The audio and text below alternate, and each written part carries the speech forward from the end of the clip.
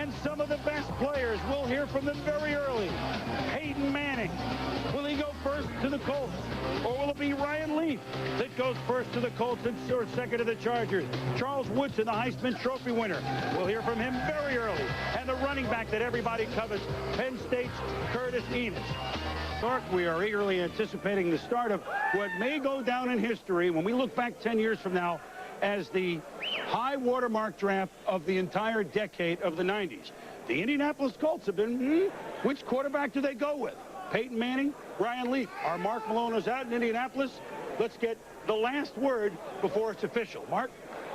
Well, the last word is that Bill Polian and Jim Mora, this organization, Boomer, they're not making it public in terms of who they've decided on. They spent many hours last night, very late, trying to separate these two quarterbacks. Bill Polian had told me that earlier in the day, they had them about 1/10 of a point apart. They were very, very close. They spent most of the night separating those two. And I had probably one of the most interesting philosophical discussions about quarterbacks with Polian that I've had in a long time. For about an hour last night, we discussed the pros and cons of these two guys. First of all, Polian says that he's not enamored necessarily with big, strong guys, although both of these quarterbacks are 6'5".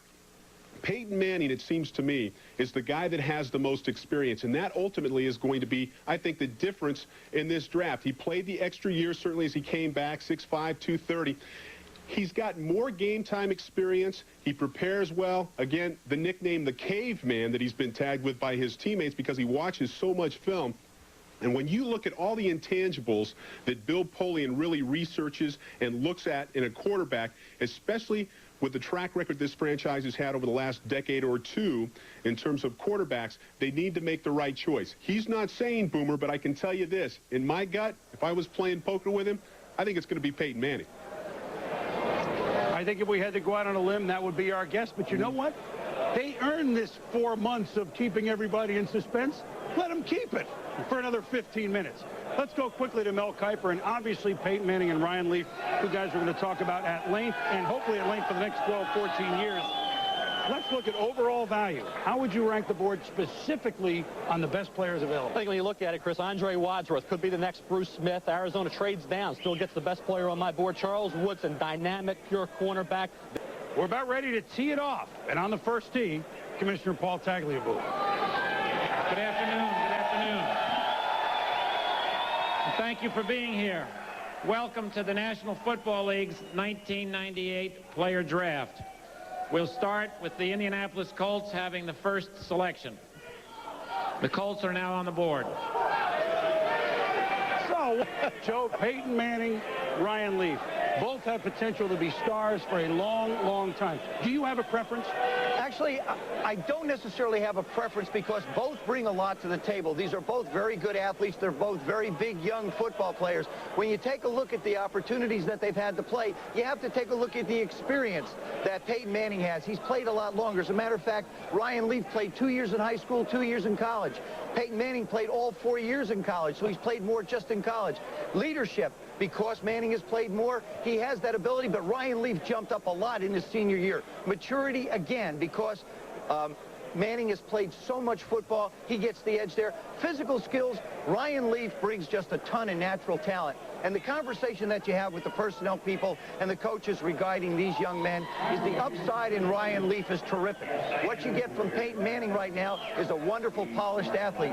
Both of them bring a lot of assets to this table. I think both will fit very well with the teams that they wind up with. Well, each owner brought jerseys of both. And by the way, whoever team that they don't go to, let's just say the Colts pick Peyton Manning. Wonder how much that Ryan Leaf Colts jersey would be worth at a charity auction. In 1983, John Elway was drafted first by the Baltimore Colts. Do you remember? Will the RCA Dome, a.k.a. the Big Horseshoe, will that become Peyton's place?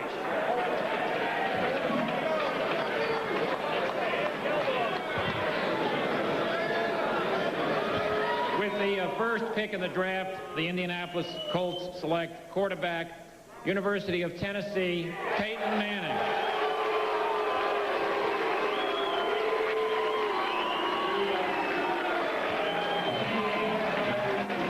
Why is San Diego on the clock? They moved up from the 3 overall spot to the 2 spot, which was owned by Arizona, and they paid quite a price. They shifted first-round picks. It cost them a second this year. Eric Metcalf, linebacker Patrick Sapp, and Bobby Beathard surrendered the first-round pick in 1999. Hello, everyone. Dick Enberg along with Randy Cross, exclusively for CBSSports.com.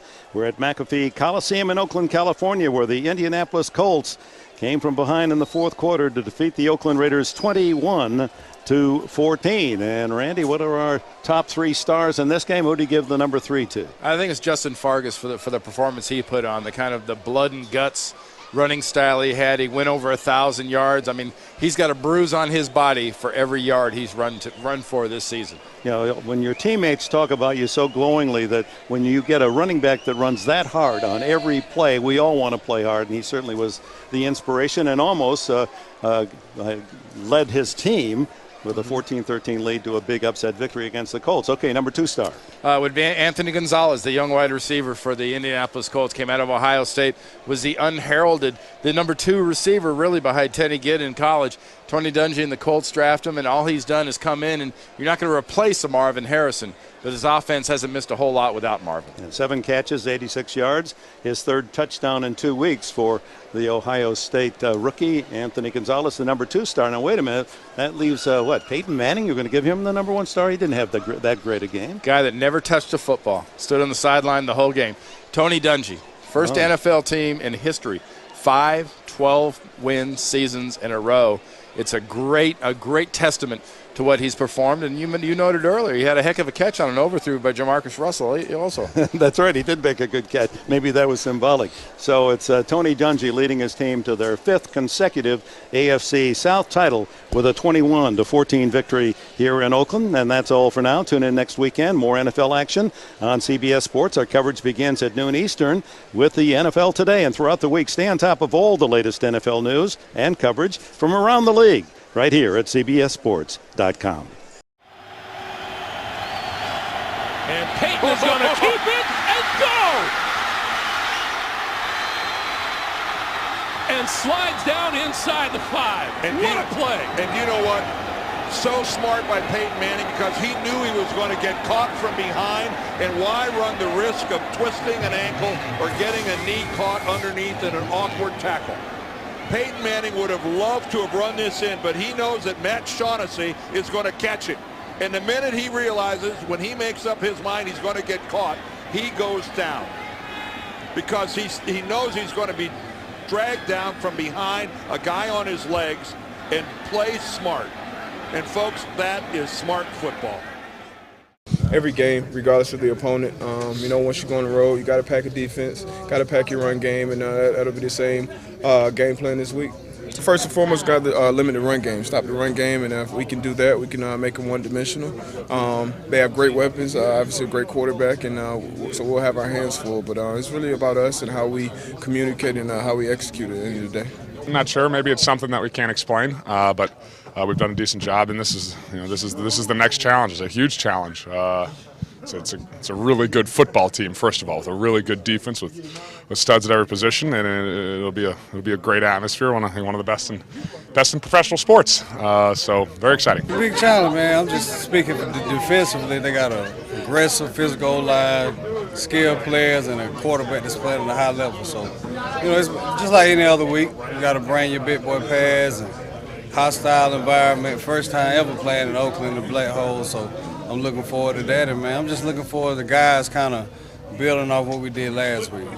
You're going to be playing against new guys, and different style of play. And so you have to take that into consideration to your preparation. But you definitely want to use what worked for you last week and build on it going into this week so that it makes you a better football player in your preparation going into this week. You can kind of dictate, how things are going to go. When you can take a crowd out of it, much like we did last week, when you have success early, so you don't have to deal with the noise factor and communication breakdowns and things like that. So, our guys, I don't know, I think they like playing, on the road, and we love playing at home, but let's hope we have a little bit more magic left. Let's move on here to this next matchup. Andrew Luck and the Colts versus Derek Carr and the Raiders. The Raiders coming off their clinching of a playoff spot for the first time since the 2002 season. Andrew Luck and company still trying to make their way into the playoffs there. They've got a really slim chance, but they're going to need a win. And because of that, I'm going to say that Andrew Luck and company are going to win this game because I think Derek Carr, look, he's got the hand injury. They've got the playoffs locked up. It's a young team.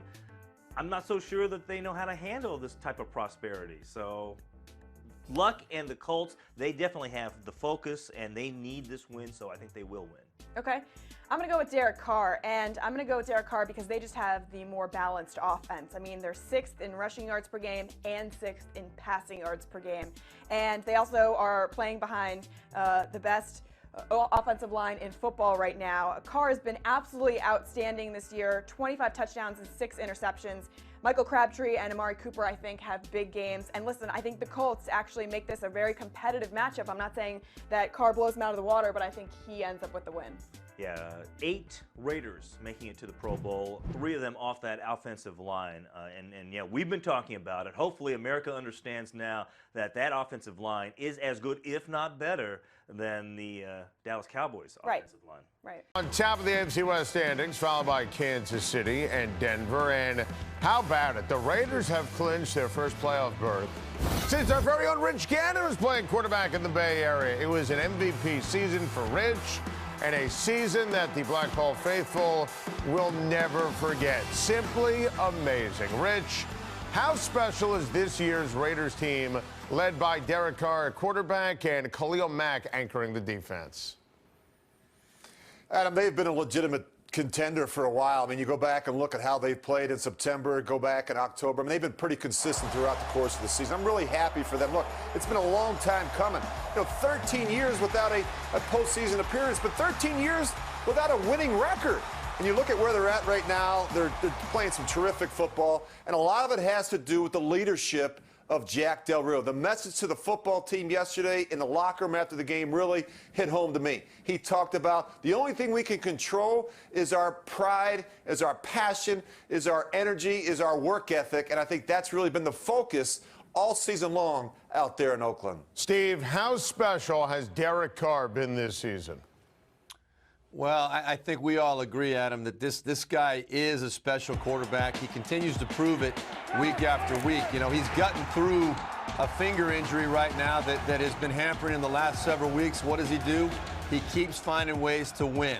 His numbers have been down a little bit the last couple weeks, but he does not ever lose his confidence. He does not ever lose his swagger. He is a winner in every possible way as a leader on that football team. The team believes in him, and he keeps giving them reasons to continue to believe in him. And they know he's a special quarterback that's going to be leading that team for a long time. Well, the Oakland Raiders control their own destiny right now. With the Kansas City loss on Sunday to the Tennessee Titans, they have to win their final 2 games, and they win the division, and they get a bye game, and it really comes down to that. So they've got a tough task this week against Indianapolis, a team that's 7-7, and now all of a sudden back in the playoff mix in their division. They're trailing Tennessee and Houston, who are both 8-6. So Indy's going to come into Oakland and try and get that win. Now, the important thing for Oakland is to watch that game going on between Kansas City and Denver. If Denver somehow finds a way to win that game, that secures the division for Oakland. But if Kansas City wins, all of a sudden, Oakland's going to need to have that final week win against Denver.